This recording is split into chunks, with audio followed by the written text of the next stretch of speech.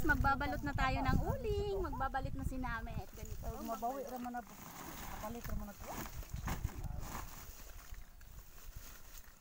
Tapos ang sabi daw ng mama, pag nagbabalot ng uling, kailangan ikot-ikutin yung sako guys. Para hindi maluwag yung katawan. Kasi po ba, marag walay unod. Meron. Sabi.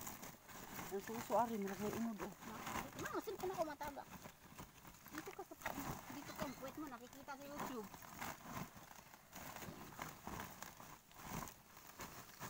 Yari ni Bangili. Oh.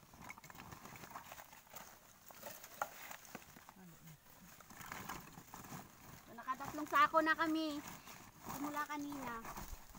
Pero hindi naman sa buong entire balot i-video natin. So, pinapakita ko lang sa inyo yung paano magbalot.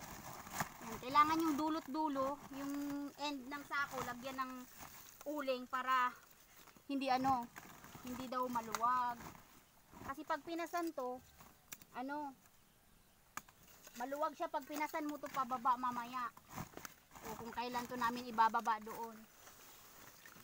Ako nang tagapasok ng sako, yung mama ko, kasi hindi pwedeng puro maliit, puro malaki. Kailangan daw, may malaki, maliit ang paglagay sa loob ng sako.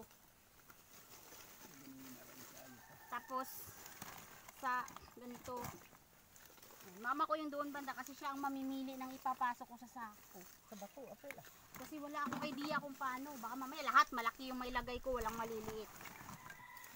Kailangan may malaki, may maliit. Ganun daw ang paglalagay. Diba? So, may natutunan tayong aral paano magbalot ng uling sa bukid. Diba guys? Baka nagdadaldal ako dito, tas hindi pala to na plate. Ayun pala. Mainit pa mang, baka mamaya may pa.